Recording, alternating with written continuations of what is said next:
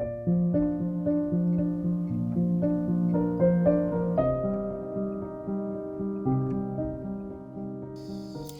hey everybody, it's Kay here on my homestead in Tennessee. Welcome back to my channel.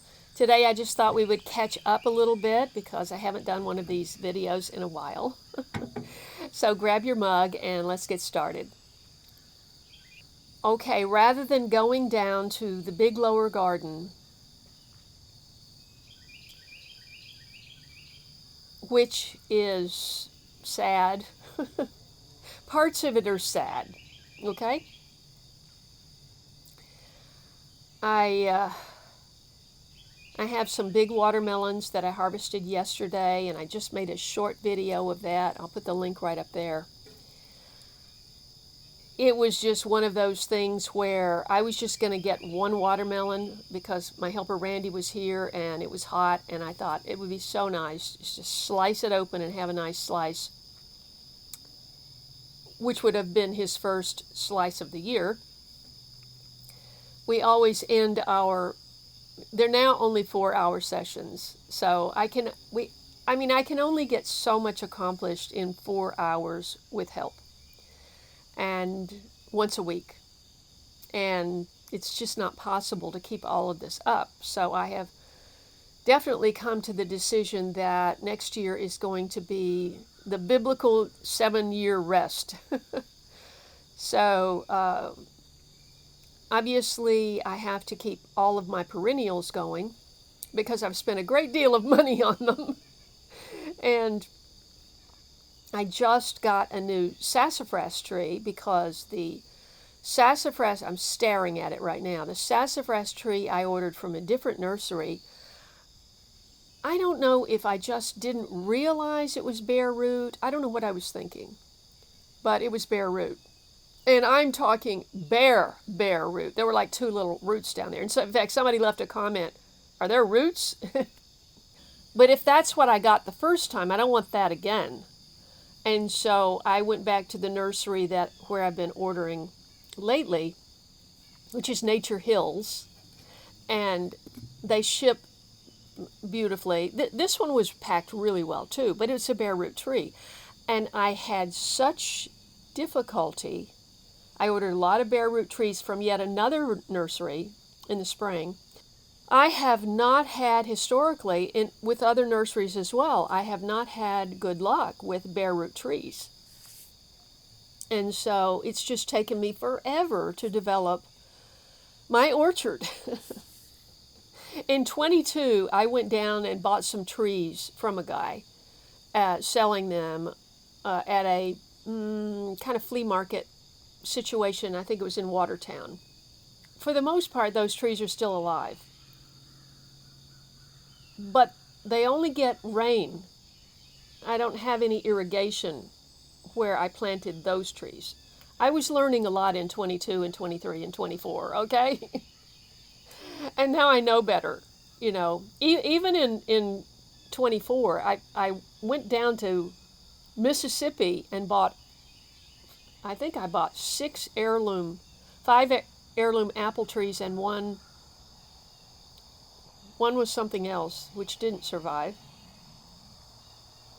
And I've still got the 3 heirlooms, and this was the second season, at least the second season, and they don't look like anything, and they get covered in cedar rust, which is a big problem here because, you know, I'm close to the cedars of Lebanon, so there's a lot of cedar trees here.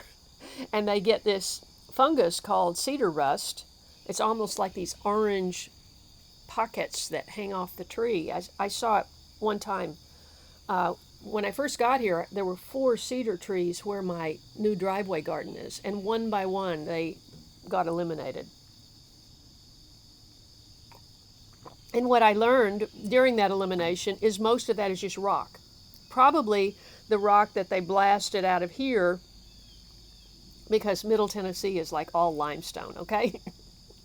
But I'm sure they had to blast out a lot of rock to get the level for the foundation on the house here. So I think a lot of that rock went over there.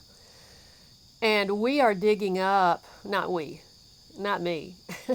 We're unearthing big slabs of fossilized rock. There's all these shells. They're just covered in shells, which would suggest this was underwater here. And I'm up on a hill. I'm actually 700 feet above sea level. You'd think it would be more because it's hilly in Middle Tennessee, but the elevation is not that high here. It gets up to 900 and something up the hill here, which is why I have so much problem with the water drainage. Okay, so the 7-year rest. That's going to happen next year. I haven't figured out the details. I already have some cover crop seed, but I have a lot of area of gardens. I sidelined this side garden this year. I've done different things over there, but this year, suddenly I had no help, except Randy one morning a week. So I just said something's got to go, and it was the side garden. But we went, in the spring of last year, I went to the trouble of getting all of that fencing, the fence at the door and the posts on the corners, set in cedar, in concrete, and to make it a more permanent structure, because the T-posts are always moving around. As the ground shifts, the T-posts shift. And so all of a sudden you look out there, and one T-post, you set them like this, and then before you know it, they're going like that. If you have a post on either corner, as well as your door, that is set in concrete, then you have a much cleaner look to your deer fence, which you have to have here. Absolutely have to have. If you want anything, any produce. So that's already been sidelined, and the lower garden is going to be sidelined next year. It's going to have its 7-year rest. Now, I broke ground meaning break ground. I didn't actually break all of it. It's 5,000 square feet. I bought one silage tarp that fit the whole thing, 50 by 100. That thing weighed a ton. Laid that all out to kill the grass, which is all mainly crabgrass. This happened in the spring, in March or April. And by June or July, I thought, okay, it's been 3 months.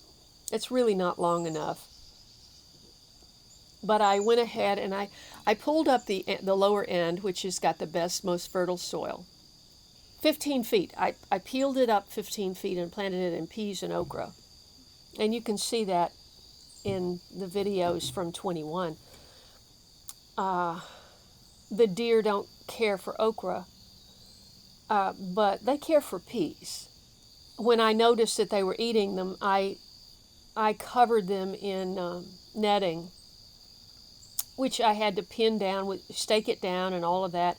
And then to harvest, it was a pain, because you're taking it off and putting it back on and all of that. And so it became apparent during that exercise that I would have to have a fence around the whole thing.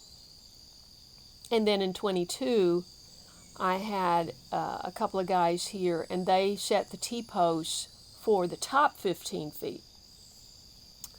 And I put a hot wire around that.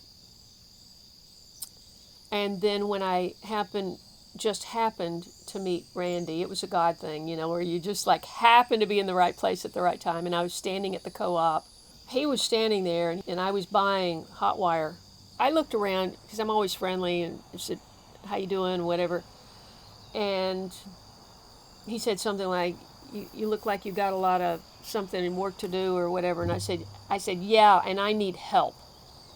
And that's how it started. And he started coming over 1 or 2 days a week. And that was in 22. He got the rest of the lower garden with the T-post, and we got it hot wired. And over time, I had to add more wires, and I mean, it's been hard. It's not easy growing your own food. You know, I was at the market the other day, my little local market where they have local producers. They allow local producers to put their extra stuff in there. And I was talking to this young lady, mother of two, and she was saying, food is so expensive. And and they had some really nice looking ears of corn there. And I'm thinking to myself, how did they get those? How did they get those? And they're organic. How did they get those without, I mean, they're just perfect. And they're selling them for $1 a piece. And some people might think, oh, that's expensive. They should be for a quarter. Okay. I told her, and this is true, I love growing corn. I enjoy every aspect of it, but except I cannot stand the whole fighting off the predator thing, fighting off the critter problem. First, it's you got to keep the deer out. Okay, well, I had 5 hot wires, and I had draped Christmas lights from the 8-foot T-posts, so there's something else there. And so at some point, the deer stopped jumping in there. And so now you have to concern yourself with raccoons, because once they get a taste of it, they're coming back. And they'll come back till every ear is gone. And they don't just take one ear and walk away. No, they break the stalk down so that it stops developing. And then they eat that one, and then the others are nothing. And so if you're lucky enough to have more than one ear on a stalk, which I was. Anyway. Hi, hummingbird, but I don't have any feeder back here. So anyway, the raccoons. I mean, I just, it's too upsetting to even talk about it. But at some point, they had I had to add an extra hot wire and some other stuff, and at some point, it was just obvious I wasn't going to get much of a harvest to actually eat. I was able to take a bunch to Daryl and Denise so that they could enjoy it, like 10 or 12 ears. And I probably had 10 or 12 good ears, and that was it. And so anyway, I told this gal in the market, I said, if I had those nice ears there, you know what I would have to charge to make even a penny of profit on this thing? I said, I'd have to charge $10 an ear. And she's like, I said, you just have no idea how much work it is.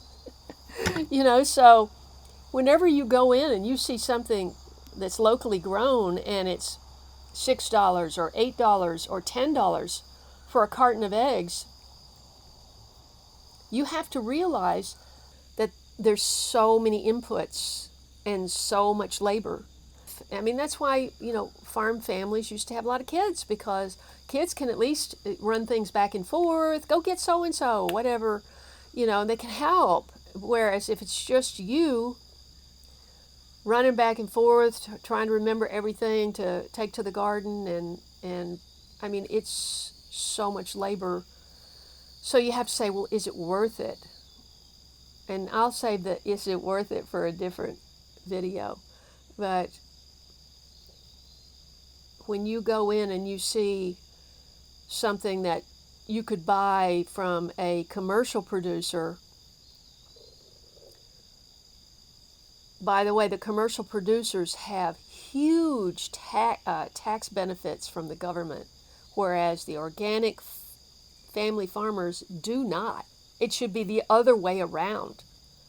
So they can afford to charge less because they're selling 4,000 watermelons, not 50, or 25.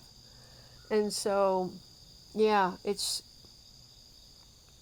a lot of work. And so that's why we need the 7-year rest, right? Anyway, just food for thought. Please leave me your comments below. Tell me what you think. And my stomach is growling. I look forward to seeing you in the next video. God bless you. See you next time.